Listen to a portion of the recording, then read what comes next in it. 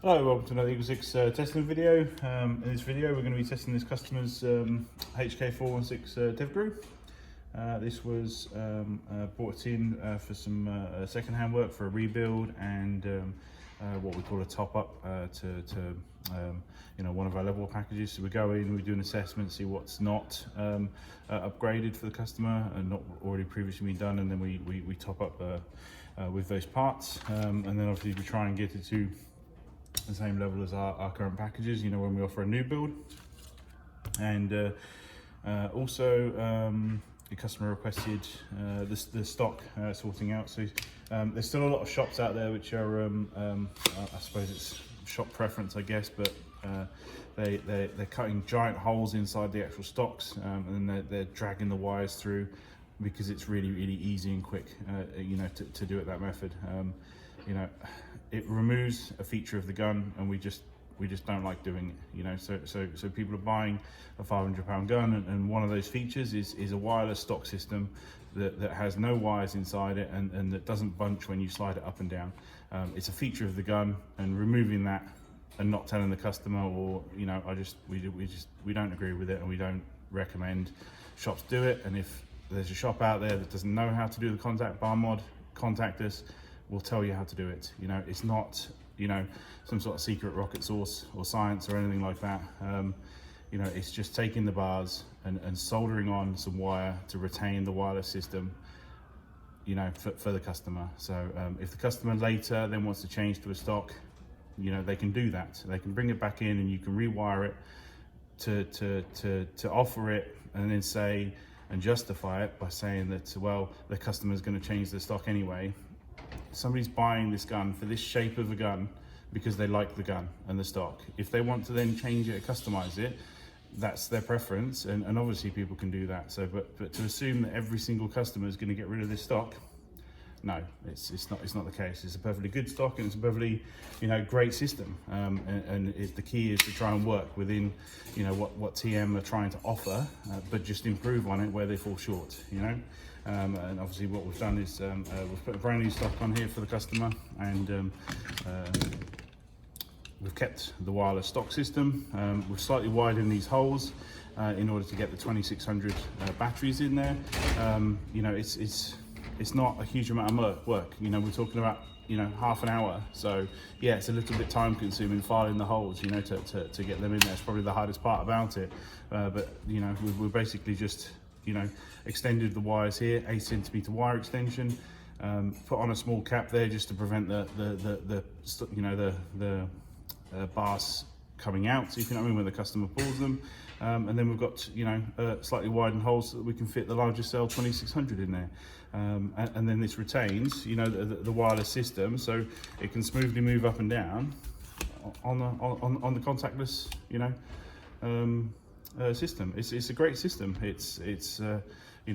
People shouldn't have to move away from this because they feel like it's the only possible way to get their gun going, and there's no performance downsides to it. So it's just overall a really great thing, and we want to make sure we try and keep this, and the key is obviously, just from our point of view, is just some customers are going to be going as brand new owners of these guns, and I just don't like that there's some places telling you it's the only way and it's the best way when they don't know, and they're trusting you as a retailer, to not do this to their product before they get it. And it's sorry, a little preachy, but it's just annoying, so that it's still going on when it doesn't need to be. There's enough knowledge out there, if you know what I mean, to retain this and offer a better thing for the customer. So right.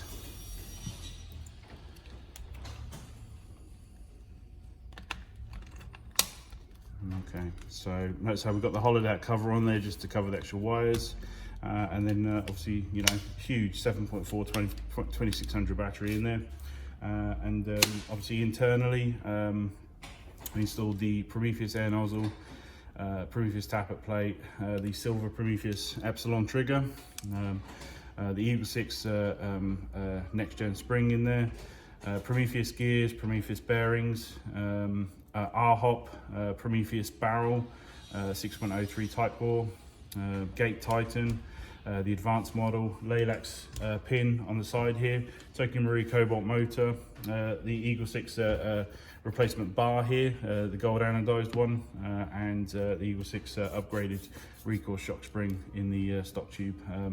These EagleSix parts, if you are a retailer out there, they're available from our website at wholesale. So if you want to get these parts in and fit onto your builds, you can do. And you can stock them on your websites and sell them. So and there's margin there to you know, make sure that you you know, get something for doing it. What else? Yeah, and then obviously the Dean's barn bolt to the stock. So we'll get some rounds through this, and I'm going to shut up, and then we'll make sure it's obviously working. We've already range tested this one, and FPS results were 345 and 276.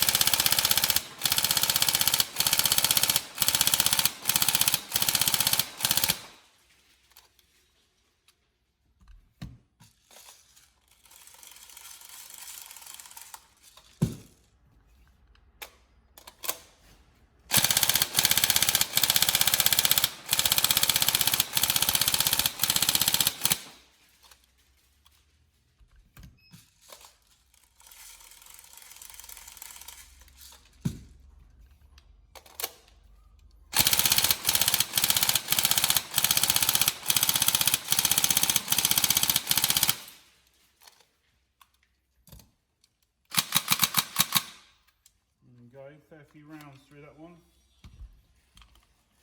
and yeah, so gone over the whole build. Yeah, obviously when we range tested it, it was, you know, great accuracy and stuff.